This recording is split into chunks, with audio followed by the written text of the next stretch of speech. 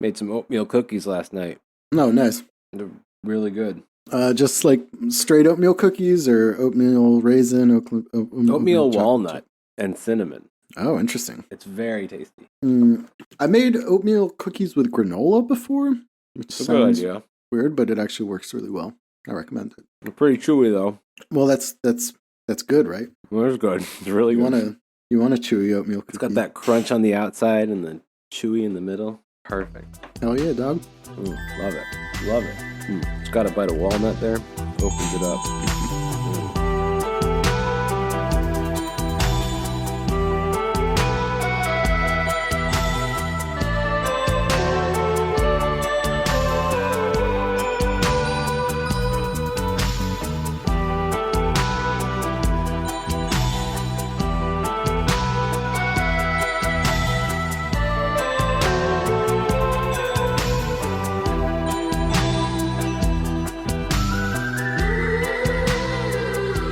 All right, welcome back to The Empire Never Ended with Boris, Fritz, and Ray.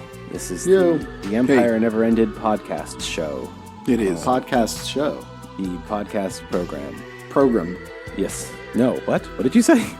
Program. I'm still hearing pogrom. Oh, Jesus, no.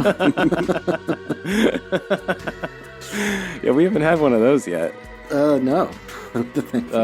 Thankfully, yeah. Not planning on it. The great Tenepod pogrom has yet to unfurl. Although, I don't know, we did kind of, whenever we do like an RPG type episode, you guys do usually turn it into some kind of a pogrom. It's just usually about Nazis or Niners or something, I mean, oh yeah, that was fun. For our free listeners, we are talking about our New Year's special, which is an RPG based off the film Imperium. Yeah. Although we did kind of do a pogrom against poor Morlocks last time we played an RPG. I think we raised a revolutionary army or helped. Well, at first we were one. pretty bad to them, as I remember. At least bad to one of them. Yeah. We tortured that one guy for no reason. That's not a pogrom. But then we redeemed ourselves by helping them raise a revolutionary army, liberate themselves from Novak Djokovic. Yeah. Cousin Franjo. Cousin Franjo, became the commissar or something. Yeah. Today's episode is very different from that episode. Yes. I think it could not be more different, really. Yeah, we're looking at I'll just probably out the gate say one of the best graphic novels I think I've probably ever read in a lot of ways. It's excellent, and it's called Fatherland, A Family History by Nina Bunjevac. Yes. Not a funny book. No. And thank God for that. It's so good, and it ties in pretty beautifully to this show, specifically our kind of more Balkan tack. Well, into this last arc, very also, neatly. yeah, I mean, yes, yeah. In many ways. Yeah, I mean, I enjoyed this graphic novel as well. And Ray, it was you who kind of brought it to our attention a while back, even. I think it came out in 2014. Yeah.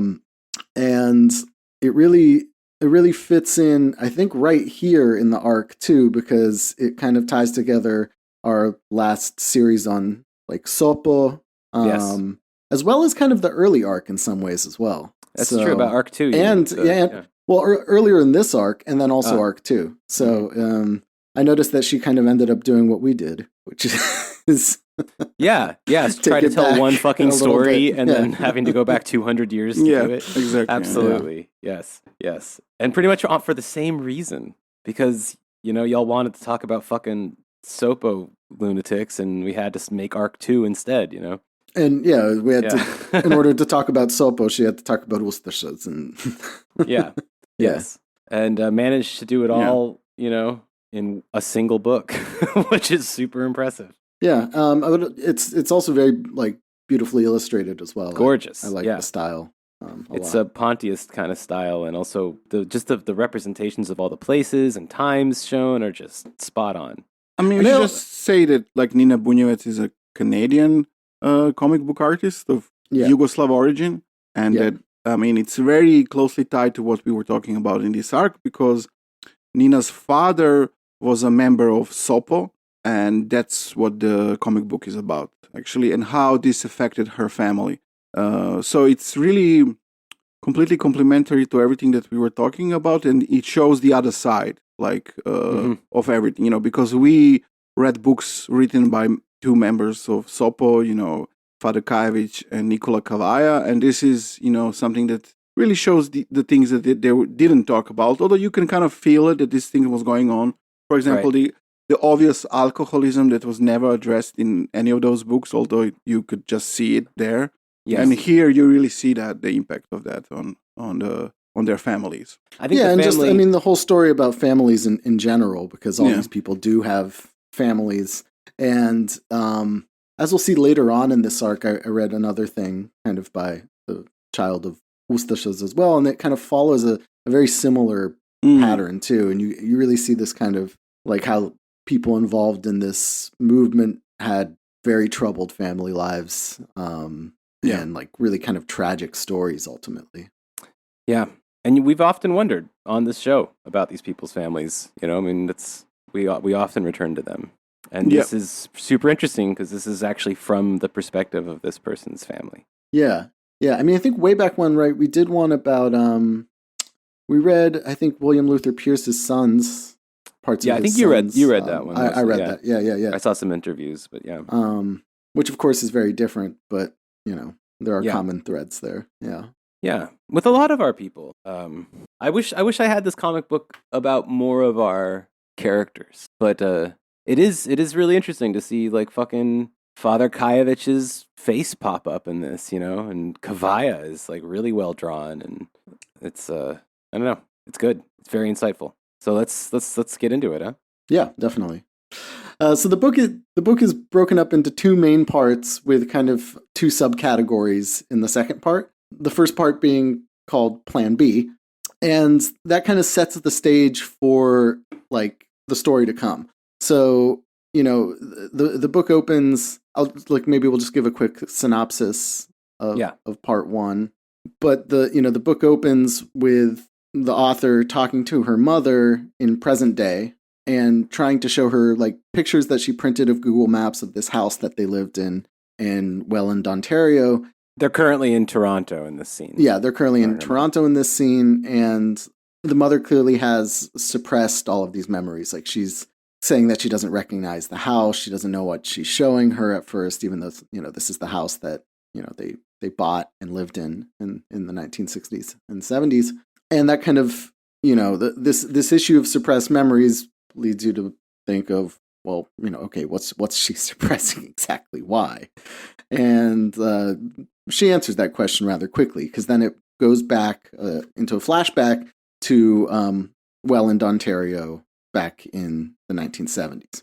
And just to make this clear, the book is written in this moment from Nina's perspective, and in fact, the book itself is also a tale of her like search for why what happened to her father happened. So it's the characters are real, and it's based on her work, Yeah, based on her like reconstructing this family history that that clearly like was kind of taboo to talk about for most of her life, right? So she kind of you see through this book kind of pieces things together through like some accounts from the family, some of her own memories, and then things like newspaper clippings and the like. Yeah, it seems like she even maybe again, this is part of the family work, but family in this case doesn't just mean like asking folks around Toronto, but it seems like she did a lot of work establishing what happened in her old family village, like historical research. It's a really well put together piece.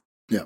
While a lot of these conversations are probably going to be somewhat fictionalized, in order to make them into a story in a graphic novel, this is nonfiction. This is, Yeah. serious shit. So our first, kind of journey into these suppressed memories takes us back to Welland, Ontario in September of 1975, where we see, a family, children and mother, like preparing for bed, right? And, unlike in most normal situations, you see that the mother is pushing furniture in front of the bedroom window. Yeah. And the kids, and this is, she says this is what she did every night. She pushes, a cabinet in front of the bedroom windows. the kids are confused, Mom, why do you do that? And then you see kind of from the mother's perspective, this fear of like a firebomb being thrown in to the house through the window. Right. We then see that like the situation in the family is obviously quite complex. This fear is prompted by a similar thing that happened in the Croatian community center, Croatian community in the same town where like a bomb was set off at like, this Croatian community center. And you can see that the mother is trying to get out, right? This is where like Plan B comes into effect. She says, she has to begin implementing Plan B. And the reason is, of course, because as it starts to allude in this section, that the father, Nina's father, is quite suspicious. He's going out. There's a lot of secrecy, overnight trips, and we'll learn more about that later. But we already understand that even from this like kind of child's perspective of what happened to their mom and dad, it's presented like, okay, she kicked him out. He came back. She grew suspicious, and then there's news of the bombing. Yeah, and that's when she starts planning to escape. You can see also that dad is like drinking a lot. Yes. That's obvious from the get-go. And Plan B is the mother deciding that, well, since she can't get away from him in Canada, she tried to move apartments and he found her, that she would try to tell him that they were going to go visit the grandparents in Yugoslavia for 2 weeks and not more. And to which he agrees to only send the 2 girls and keep the boy behind, the boy who is named after him. He's concerned that Nina's mother is going to put them in a situation where, quote, her parents can fill the children's head with their communist propaganda. So you also get that image out the gate that he's fervently anti-communist. And also you get the sense of like a cold person, The first thing I think you see him say is humph in the comic. While he's, drinking. She's getting him like beer from the fridge. Yeah, that's also like an interesting thing. I mean, I already mentioned it in a way, but like to compare it to how, drinking was portrayed in the books by Father Kajević and Kavaja, where it's always present, but it's, immediately here you see somehow the kind of the pathological effect it has on this person and his surroundings, without really, you can just see it and feel it, what's going on there. It's not a good thing. You don't know at this point that he's a terrorist or that involved in such things, but you see that something is wrong there and drinking is a part of it.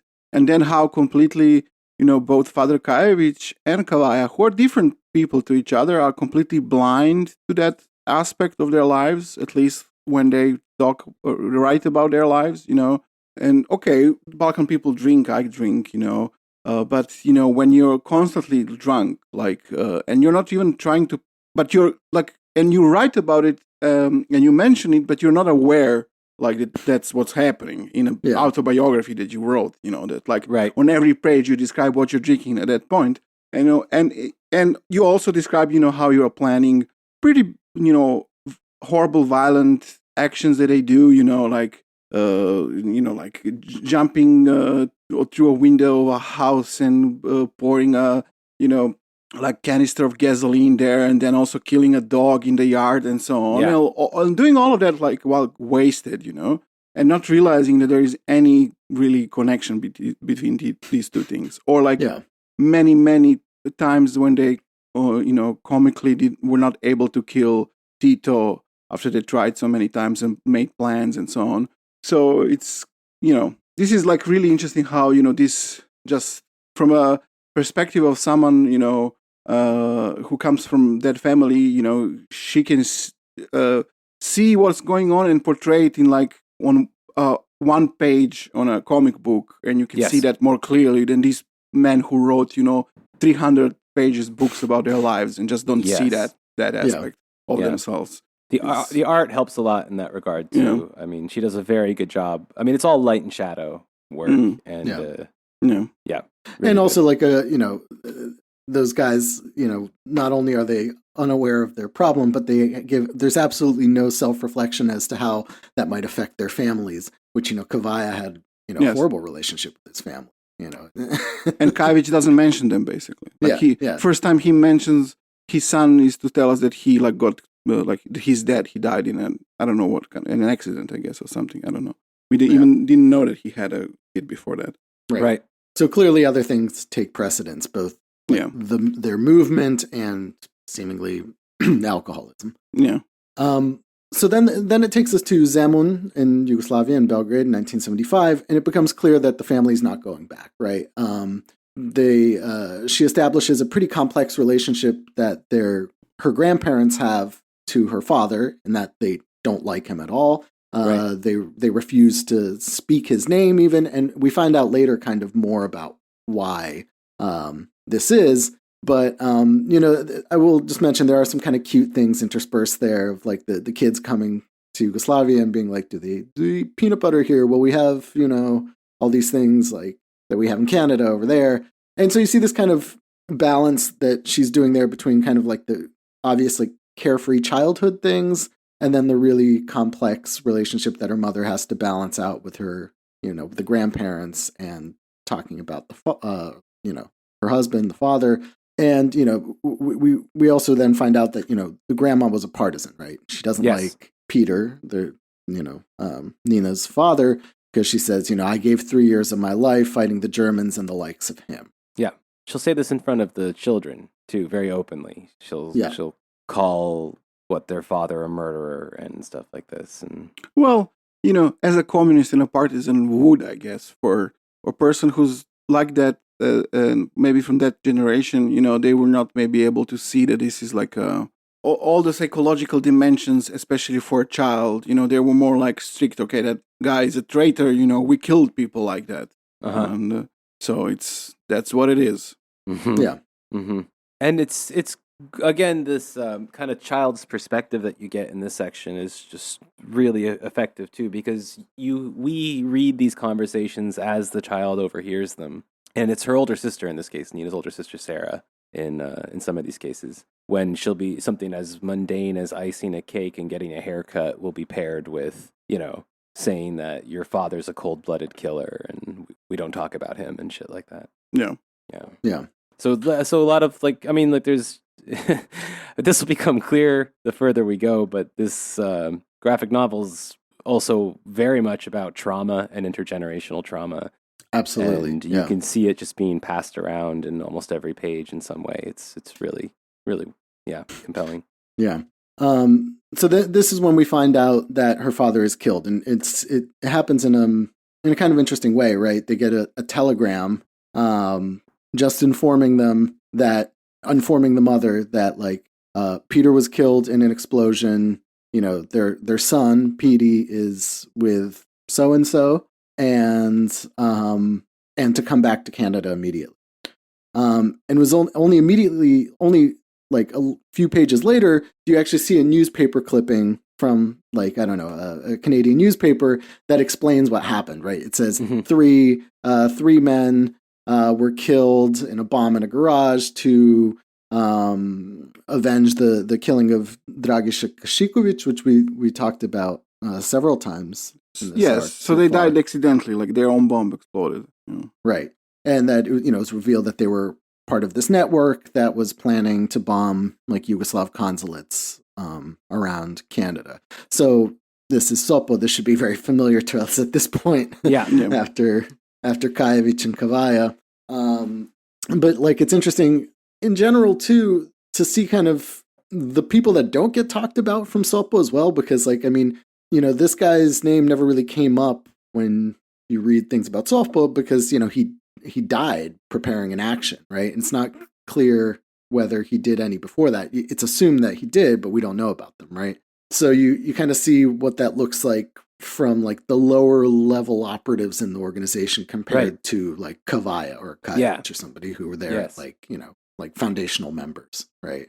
Mm-hmm. I mean, I think kind of the important thing to remember in the very end of this is that their brother remains in Canada under the custody of their aunt because they claim that, the mother abandoned him, even though it was the father that explicitly said that you can't take the son, right? You can take the daughters and not take the son. Yeah.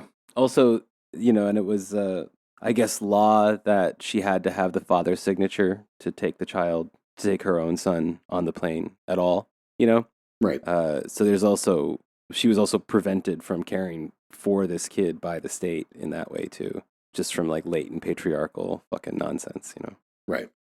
Well, because she also, she wasn't gonna like tell the people at the travel agency my husband's like an alcoholic member of like a nationalist terrorist group. Yes, and I needed to flee the country. Yeah, because I mean, throughout you can see that like the mom still has like some feelings about the situation. Sure, right? She's in quite a complicated way. So then we see again in 2012 the mom kind of starting to recount some of these, like this kind of traumatic event, the fact that they that her son remained in Canada, that they had to sell that house to be able to fund a custody battle that ultimately failed, and that they kind of ended up living in pretty destitute poverty as a result, right? They had no like assets. They had to move to the city of Niš in Serbia, where it was cheaper for them to live. And you kind of see then, the author like piecing together those parts of her childhood, some like, a man that her mother dated who, found out who her late husband was, right? That he saw news about that on a film reel in the army that they had to watch, right? Yes. Yeah, he was surprised at how much exactly Nina's father was being watched and filmed at all times. By the Yugoslav state security. Exactly, yeah. In Canada, yeah. So you really, I mean, I don't know, you really feel bad for the fucking poor mother. I mean, like... well, I mean, you really feel bad for everyone here, including Peter, like, because... Yeah. As you will, we also go into his childhood and background. Right. And so that is part two. Part two is called Exile, and it opens with a subcategory, a chapter called Childhood. And this is where we find out the background of her father, who was this guy that died in this, explosion in a garage in Ontario in 1977. Now, this in and of itself is like it was very interesting for me in terms of like family history, because it really reflects kind of some of the migration patterns that we talked about, like throughout this arc, starting from the very beginning, right? So her father was born to a Serbian family in Croatia in 1936, but his father, so the author Nina's grandfather, was born in Gary, Indiana. And that's when I knew that, Nina understands the struggle of trying to tell these fucking stories, because the second you see her father as a child, she's like, you know what? Shit, I got to talk about his father as a child first. Yeah. Yeah. It's true. So like we talked about in this first part of the arc, her great-grandparents were part of this first big wave of people from the Balkans that, migrated to industrial centers in the U.S. at the turn of the century. Gary being one of the really big destinations, Gary, Chicago, and then, Pennsylvania and Ohio. And obviously went to work in the steel mills. And that's where her, grandfather was born, but at a relatively young age was diagnosed with tuberculosis. And so his parents decided to send him back to the old country, to the village where they were from. Yeah. Just him, to be brought up with the family there, because the air obviously is better there. And he was known as the American in the village. Right? Yeah. But, that part to me is really interesting because, again, this is something that we talked about in the beginning of the arc, but it's something that I think gets overlooked a lot when you talk about immigration in that time period. A lot of people have the image of it being like a very permanent thing, right? People would go somewhere and they'd stay there forever, right? And it's not how it worked at all. I mean, people moved around a lot back in the day. Yeah.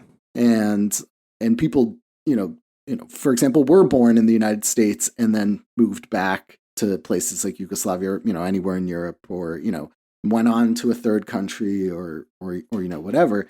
And it's just like an interesting tidbit that, gets lost a lot of times in these immigration narratives, because it's, it's very much centered on the people that stayed, right, as opposed to people that moved around a lot. Mm-hmm.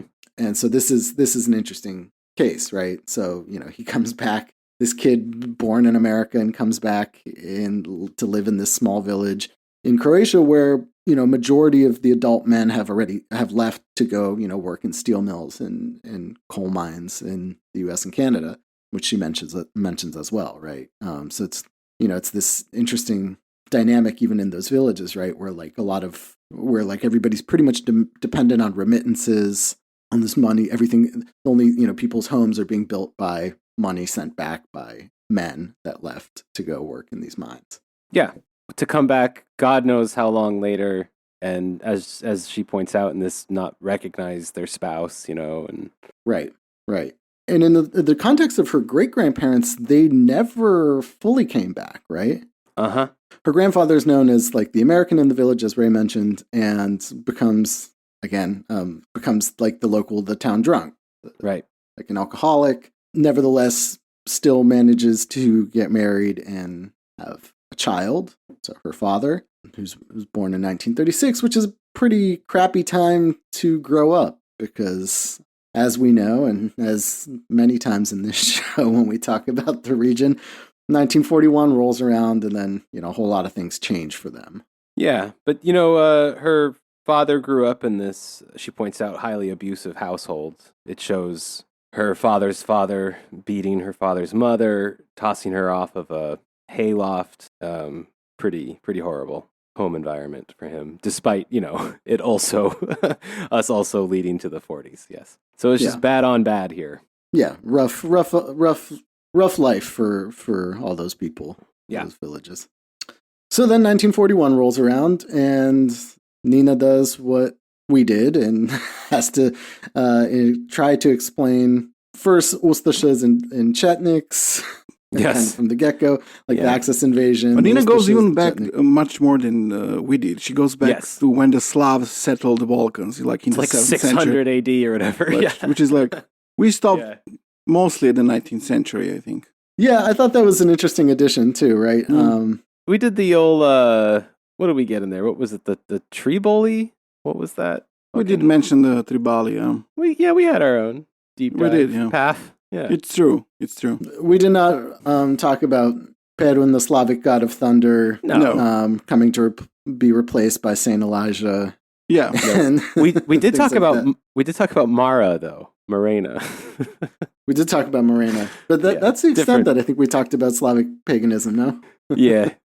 I mentioned some of the neo-pagan stuff, but it's cool shit. No, it's cool, and it's she's trying to explain to people that when you read up on the history of Serbs and Croats, for example, you can't really find too much of a history of animosity and violence before the 20th century or before the 19th century, really. And so she's kind of explaining this common history and how things started to become divided because of competing religious allegiances and then the foreign powers that came to dominate the region. But then back to the family story, so she's talking about Ustasha's, obviously her family are Serbs from Croatia, and so we've talked pretty extensively about what happened there with the independent state of Croatia and their racial policies and the massive suffering of the Serbs in Croatia. And we learned that in a kind of, when trying to piece together how her family kind of survived this moment, she learns that at least on her father's side, that her grandmother was able to communicate with one of the German officers in the village who spoke some English, and of course she, having lived in Gary, Indiana, also spoke English, and that helped have the sympathy and protection of some German officer. But obviously, her father is growing up in this, pretty horrible context of the Second World War, and as a child witnessing all these things. And then the end of the war rolls around, and more tragedy. The family experiences even more tragedy with the grandmother dying, and the grandfather died in the war, but they don't quite know how. There are competing stories, right? And then the grandmother dies of tuberculosis. Then an aunt of theirs dies. Everybody's there's a lot of death and suffering going on, especially in the immediate post-war years. Were kind of difficult in that area as well. Yeah. And her father begins to kind of exhibit some classic sociopathic behaviors. A bit of and, abusing animals. Yes, we know the type pretty well on this show. He's a cat strangler. Yeah. Or I guess cat burner. Yes, it's pretty rough. it's pretty rough. But as is this child's fucked up life, going from an abusive family to an orphan. With, witnessing genocide in between. Yeah. Yes. At like a very early age. Okay, so what about Mara? I guess we should talk about Mara, right? So her father's sister, Mara, who, despite her father kind of getting into trouble in the village and kind of doing weird things and not particularly being liked by a lot of the rest of the villagers, he always has like a close relationship with his sister, Mara. Is she a sister or a cousin? Oh, for fuck's sake, I don't know. Okay. Nina's grandmother's younger sister, right? On her father's side. Oh, you're right. That's why she's a great aunt and not an aunt, right? Yeah. Yeah. Okay. Right. Exactly.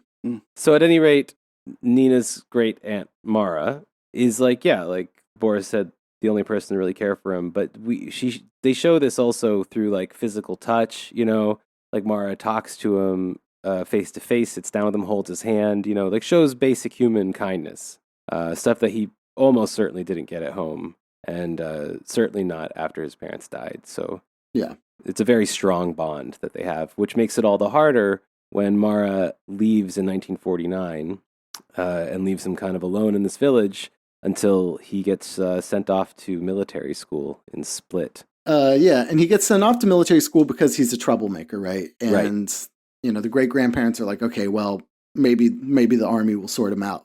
It's interesting to me how much this next part of his life really mirrors that of Kavaya in some ways. It's like it's very, very similar. Yeah, and I mean, Kavaya is obviously like a lot more insane. Yes, and like a lot more violent and crazy than Nina Bunjevac, her father is. But, it's also funny to me that in order to be able to kind of explain why her dad became the way that he is, she also had to go back and, explain some stuff about the immediate, like, post-war years. Oh, man, yeah, that's so good. The Tito Stalin split and, like... Yeah.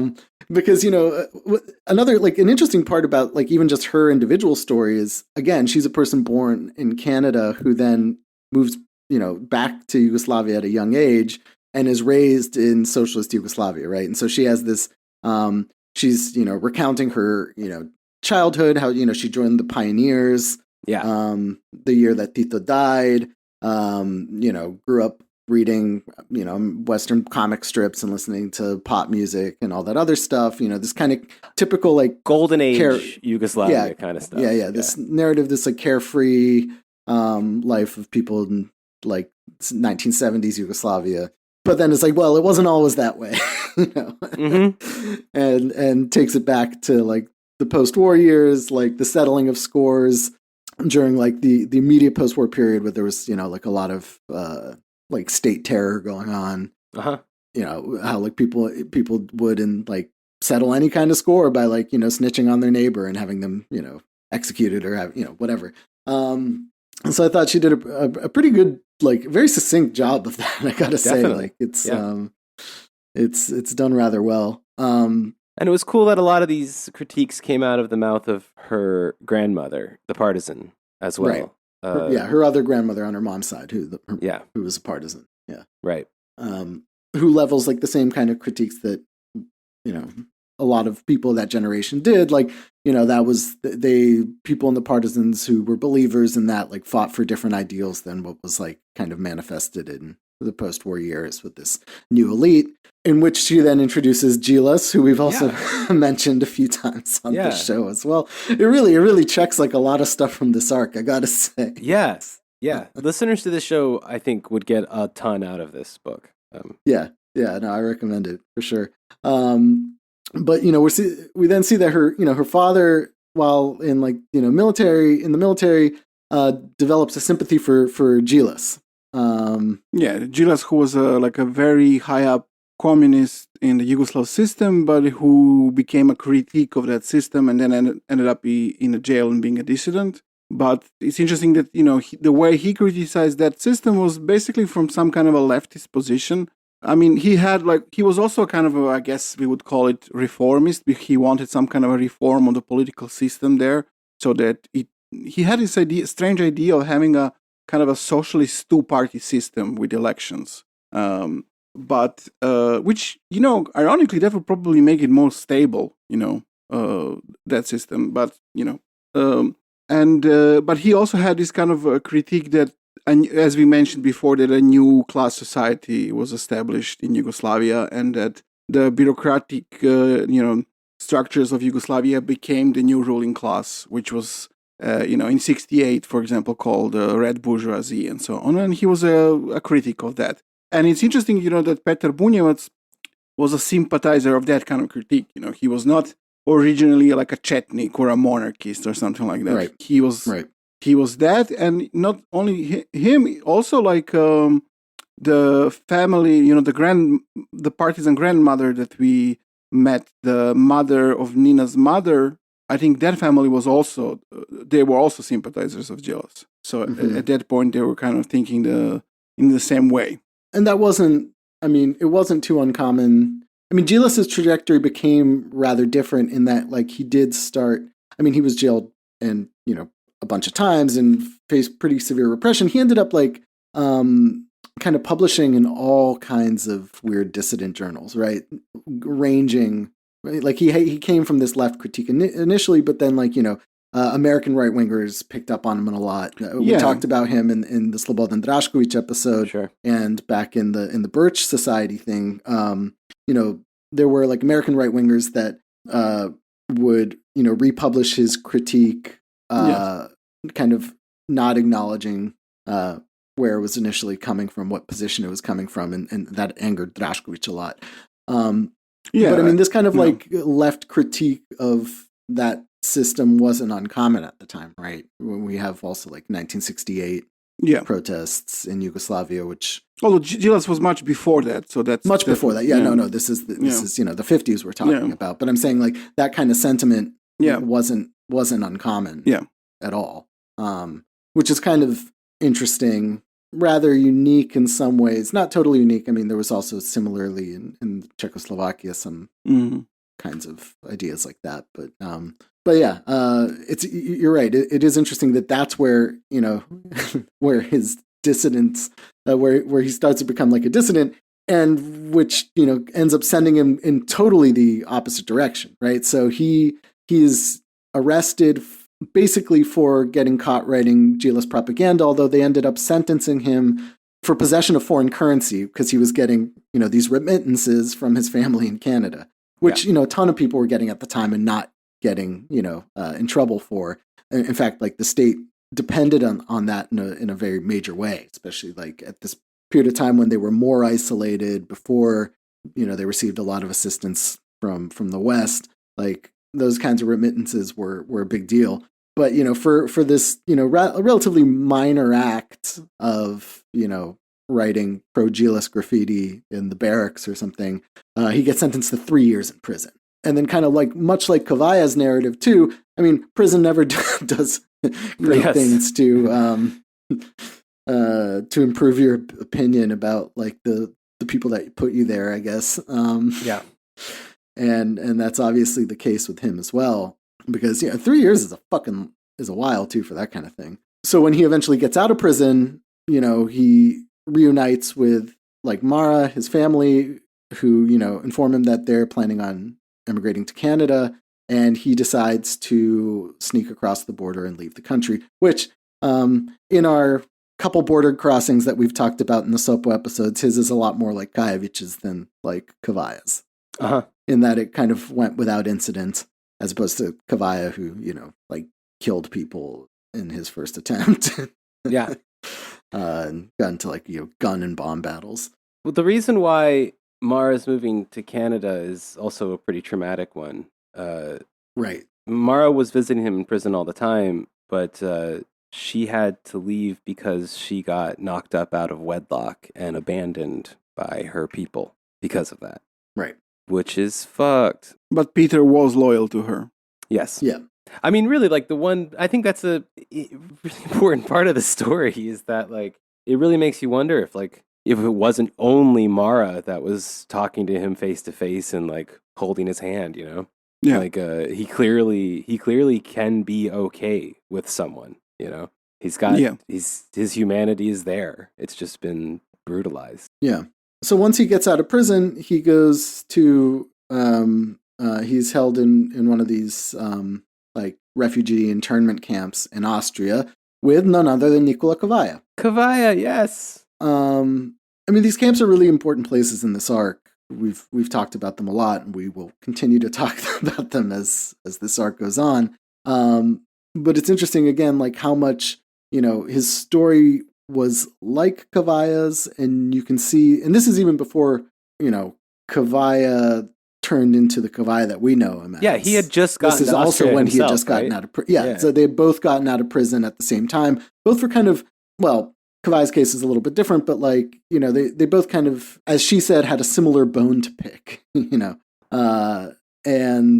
this would be kind of probably the most like fateful introduction. Well, Kavaja was at the time this guy's short life. Wasn't Kavaja at the time running interrogations there for new interned people? She doesn't mention that, but that's probably how they met, I'd imagine. That's how he picked out his people was doing this, right? Like he would ask them about their allegiances and bones to pick and whatnot. In that camp, Kavaja were recruited by the CIA and the Serbian National Defense at the same time by the same person. Yeah, and his job was exactly what you said, especially interrogating people who were in the Yugoslav army. Which Peter was. Yeah. Right. Which makes this very interesting, and I think it's something that I'm glad that our telling was able to add to this story, which is that as he escapes Yugoslavia into Austria, he's also kind of getting mixed up with the CIA. Yeah. It's the story behind the story here. Something that he would probably have no idea about, but that when you look at when you know about how that stuff operated, especially from this historical distance, you can see how that all plays out, right? People don't have to be necessarily actively aware of their affiliations to end up, kind of being a part of that whole bigger story. Right. Yeah. So like, I'm sure if you asked him, he wouldn't have been like, CIA, have no idea. What are you talking about? Yeah, exactly. Yeah. But, Kavaja, of course, was connected to people. And the difference there is that Kavaja, when he was working for them, he had like a cover job in the States that he went to, once every few months. Whereas Peter here ends up, fucking mining or something, right? In Canada. Yeah. Well, I mean, we know that with how resettlement often did work is, they would, you would be resettled unless you were like a high up person. You would go and work in industrial labor. The important thing was that you were a dissident that was being moved abroad. But, like his story, I think is pretty common for a vast majority of the people that we've talked about who were like resettled in these, and what were initially like CIA programs to bring like anti-communists to the US and Canada. Well, more true, I'd say probably for the rank and file, though, right? Because we also know that some of these stars, like Kavaja had a job, but he didn't really have to work it. And then you got other people that were made professors and, Those are people who big names, had educations and stuff like that before. I mean, he was an army guy and relatively young at that, very young at that, and there was still a high demand for industrial laborers in Canada and the US. So now we go into the next subchapter, which is called Exile. This is the last one, right? Yes. And this covers her like father's initial years in Canada. So I believe it gets there, 1960? So in early spring of 59, he gets to Thompson, Manitoba, and starts working in a nickel mine. So he's there for a couple years, maybe 3 years or so before he starts sending letters back and forth, I guess, somehow, to Nina's mother's family. Well, he starts getting engaged with pen pals, which, is a fun thing that we've all forgotten about. Yeah. But was pretty common at the time, is that you would have these ads in he was reading a Yugoslav sports paper, right? For pen pals, and you just start, communicating with people that you've never met before by mail. And this is how he meets Nina's mother, who, also found an ad for a pen pal and responded and got into communication with this, handsome young man in Canada, who was, very much like trying to charm her and sending, pictures and seemed like, nice, hardworking young man. Yeah. And, after some period of time of communication, he asked her to marry him, which, again, seems kind of crazy from today's perspective, but back then it was like a completely reasonable thing to do, or like normal thing, at least. Yeah. I don't know about reasonable. But, it's one of them things that happens. Yeah. Which, her parents agreed to, but when she turned 17, so I guess she was 16 at the time. I think it's pretty wild. Maybe 15 actually. Yeah. Because they were in communication for a while. Yeah, it's true. All right, so as Nina's mom and Nina's dad are getting married, we cut to the next year, 1964, and we get treated to a scene that we talked so much about. The Paris meeting of Lončarić and his crew. Yeah, that's to create SOPO. Yeah, the founding meeting of SOPO in Paris. Yeah. Yeah. Do you recognize the faces when you're looking at the picture there? That's Kavaya, I think, right? No. Yeah, I think that with the nose on the left. Although I think so. Yeah. Historically, he was not present. Yeah. This guy looks a little fancy and slender for Kavaya, actually. Hard to say. It's really super cool, the picture. But we are also introduced here to Kajević. Yes, he's mentioned. He's shown. You get a picture of him carrying two suitcases on his way to Youngstown. Right. So we get the whole story about the establishment of SOPO that we spent time on as well. So like the Paris meeting, and then Kajević being given a church in Youngstown, Ohio, and then the official like establishment in the Beaver Valley Motel near Pittsburgh. Right. Yes. Which I gotta imagine. I've tried to look it up before and haven't found that specific motel, but I am imagining it is just one of those like shitty like 1960s motels. Sure. They're just like establishing a fucking Serbian terror squad. What do you want them to have their secret terror meeting at like an opera house or something, or something more cinematic? I don't know. I'd imagine the Paris meeting was held somewhere pretty slightly. Fancy, yeah. It was fancier than. It was held in a best apartment owned by a Serbian guy in Paris, who was like I think the next door neighbor to Brigitte Bardot or something like that. Oh, right. Damn! All right, yeah. Well, then there you go. So nobody had a cool apartment, I guess. No. Yeah. So the Beaver Valley Motel was the next Beaver Valley. best. It is. Well, then. Yeah, we were then introduced to what SOPO did too, right? The stuff that we talked about already. The stuff we've talked about pretty extensively, bombings. Mm. And then like her father begins to get involved with it, right? But her, in the meantime, their family is also having children. This family is being established, and then they move to Welland, which is it's in the Niagara Falls region. And then this harkens back to the beginning of the arc. She writes, the Serbian population in the Niagara region is rather large and is generally divided into two groups, royalists and communists. Yeah. In homes of royalists, one may expect to find portraits of either King Peter, the Chetnik leader, Draža Mihailović, or both.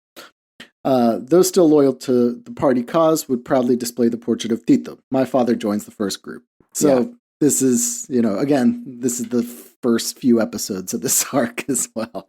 Yeah, but a bit later in history, though, right? Right, because this is already the 60s. Yes, exactly. So even then, you still have this split, this communist. Yeah, in Canada, much more so than the U.S. They didn't have the same kind of Red Scare stuff. They didn't have McCarthy. Right. Yeah. I mean, it wasn't great up there either, but it was definitely different. So finally, the partisan grandmother comes to visit. Momirka comes to visit, only to find at their place, or I guess they're sharing a place with Nina's father's cousin there. She finds a bust of Draža Mihailović. Yeah. And reminds people what the Chetniks did to her comrades during the war.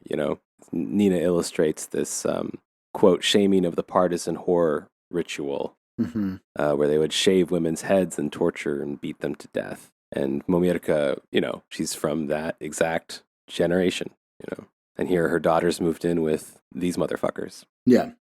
Needless to say, she's not very happy about it, no. On her subsequent visits, like when the other children are born, it just gets worse, right? Yeah. Then, his Peter's friends Chetnik, like drinking buddies are like sitting there and calling her like a partisan whore and shit like that. Yep. Like verbal abuse. And she's like, you got to get out of here. This is not a good situation for you. But I think, man, having talked about it so much, I got to say, this next bit where Nina shows Lončarić getting assassinated was really something to see. To see it like visually represented like this, to see a really great picture of Kavaja here.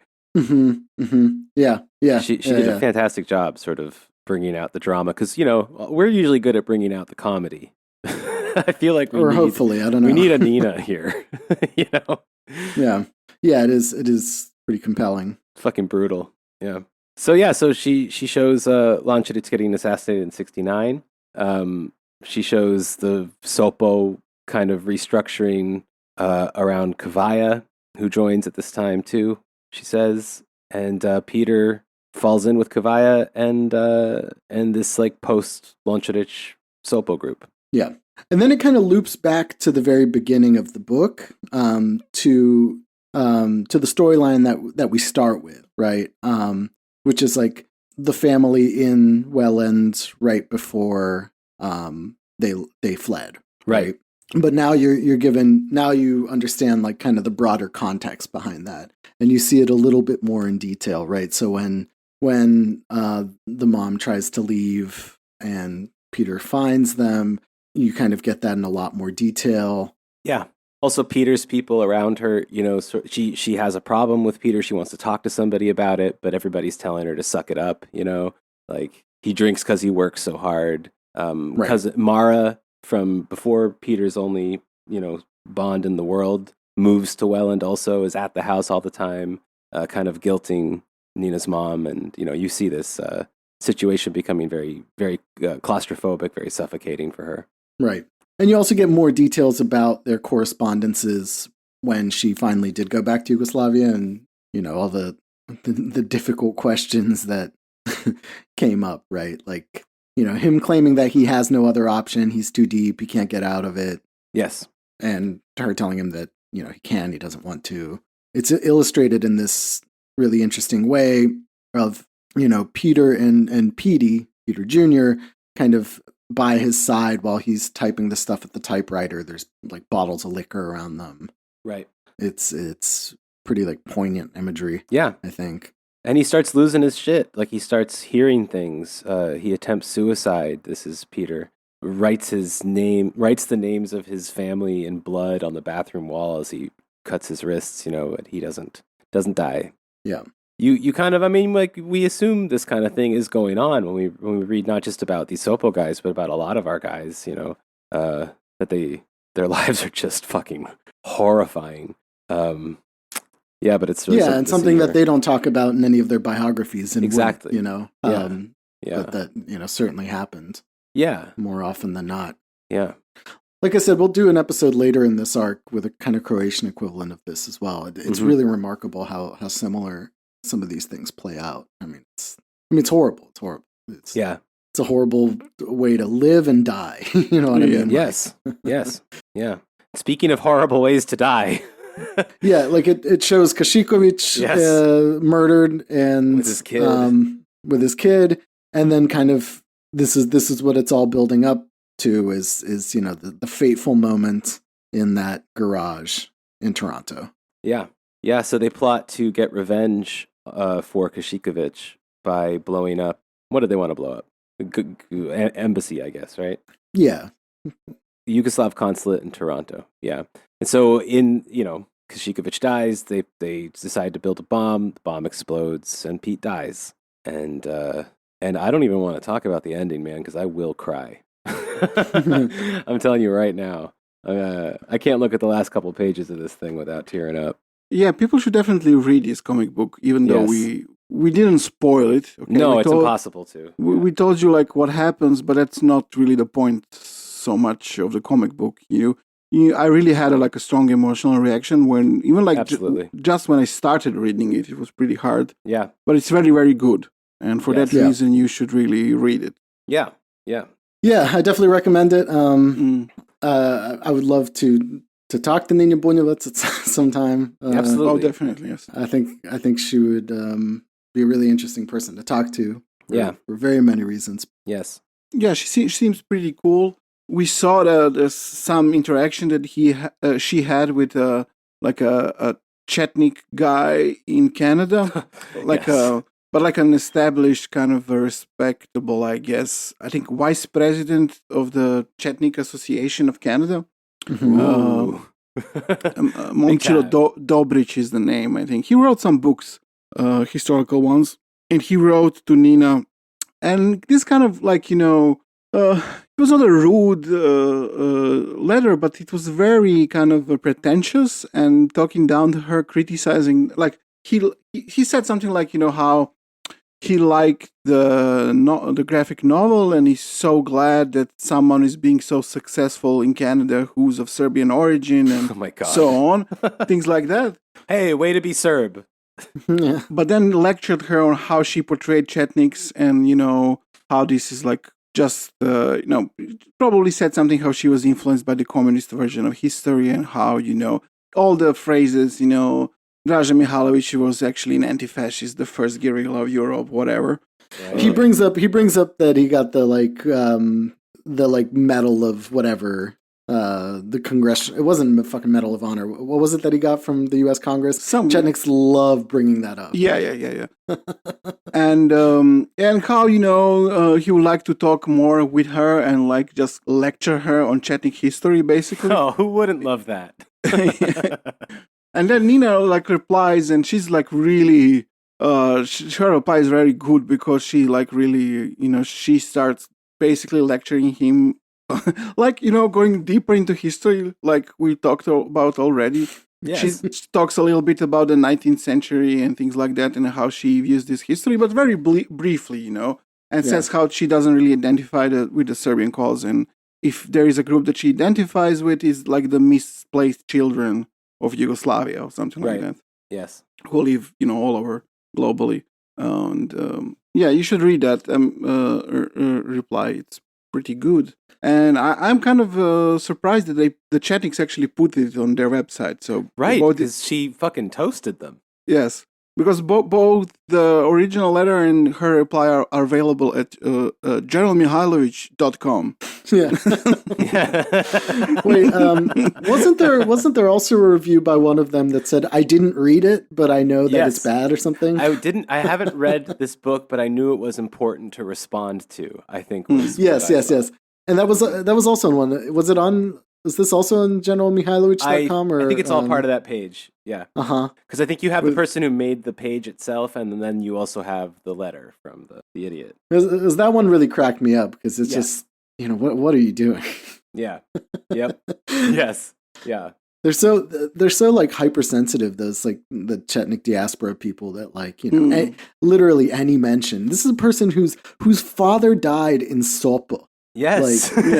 Yes. I mean, with this, with a family history of reflecting the whole Serbian American experience, Serbian North American experience, better than any other I've seen, from the turn of the century industrial laborers to her being born there and coming back, really full on experience the whole 20th century on both continents kind of thing. And then to get lectured by somebody who didn't bother to read the fucking thing. Yeah. And is is triggered that Mihailovich might be misrepresented or something. I mean, if anything, she could have been a lot more, specific about that motherfucker if she wanted but kudos to her. I mean, that's the best way. I mean, we're not great at doing this because we're horribly brazen people. Yeah. But I think she did a really good job. Yes. of responding to them, you know. And to call it communist propaganda is insane. I mean, there's a substantial critique of how communist Yugoslavia ran as well in this. I mean, right. That's also like a part of family history as well. Yes. Yeah. You know, but I mean, you know, I think Nina's sympathies are firmly on the anti-fascist side, and that aspect of her grandmother, you could see that, which, you know, fine, of course. Yeah. All in all, recommend. For our listeners, for sure. I mean, my partner also read this while we were reading it, and you know, they come from XU and said that they thought this should be like required reading there for like kids, because they don't get this there at all. They get this whole part of history apparently gets skipped. Well, it was published both in Croatia and Serbia, so hopefully someone read it. I think they did, because it's very hard to find. Yeah. Well, cool. Good. This is somehow our second graphic novel, no? Yeah. Yeah. The first one was The Day the Klan Came to Town. Fantastic book. You know, it's interesting because I was never really much of a graphic novel person before, but I think they and the two that we've covered have absolutely done a great job of portraying certain moments in history. Definitely. I loved both. Yeah. This was much more like, because you know, the author is writing about her own life, so it was much more heavy. Yeah. Which makes it excellent. Yeah. I think for me, if I was gonna like think about, you know, Bill Campbell's book, The Day the Klan Came to Town, and Nina's book here, I think Bill's might have more to do with the sense of agency and possibility, you know, like crazy things combining into a common struggle in that way. Oh, yeah. Whereas Nina's is definitely an account of intergenerational trauma and how that can tie into political movements and actions and stuff like this. And I think both are, you know, just it's two very different things, but so far we have 100% success rate on the show for reading graphic novels. Yeah, they're very different, but in some sense they have similarities, and they also, I think both can be really seen as a critiques of nationalism, I would say. Yes, absolutely, yes. But I have to say, I actually did do some graphic novel reading apart from those two for the show, and that was when I was doing National Alliance research, and I came across White Will's adventures. When White Will makes a comic book of himself beating up like minorities in a high school. That was definitely, out of 3, I would put that one in 3rd position. Oh yeah? Okay. Yeah. So maybe we just don't rate that one. Because we're talking about 2 really like excellent graphic novels. This one, you know, has a very different like some take very on like talented, I would say some very talented authors and illustrators. Yes, and then that. I think I'm tired, boys. I think I'm tired. Yes. All right. So we've been teasing fucking Croats forever on this fucking show. I think for like a month and a half now, we've been teasing that the Croats are just around the corner. You know, the neo-Ustasha terrorists. Any day now. Well, guess what, folks? I think we can finally confidently say that they're here. Yeah. Or soon, definitely, yes. What do you mean soon? To be fair, like, you know, we had to put this in here, you know. This is the proper place for this to go. And what do you want to? You want to go like New Year's RPG Part 1, start the Ustasha, and then New Year's RPG Part 2? That doesn't make any sense. It goes games, comics, games, and then we get back to okay. Yeah. All right. Well, I guess see you soon. Yeah. Later. Yeah. Read this. Happy New Year to our free listeners, because Yeah.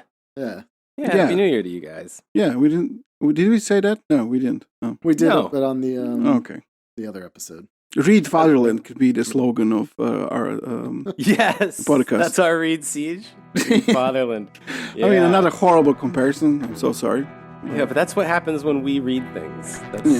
We were damaged. Damaged. Usually. Yes. Yeah. All right. Well, see you guys later. Bye. Bye.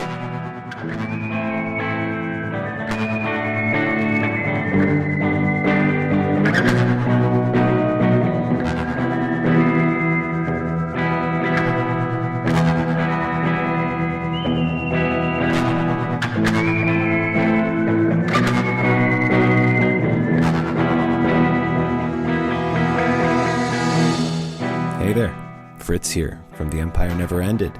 This has been one of our weekly free episodes for free people. But for premium people, we also have weekly premium episodes, which you can get at patreon.com/tenepod, TENEPOD, and also follow our various social media things in the show description there. Like and subscribe them. Follow them. Like and follow and subscribe. Follow them. Do it.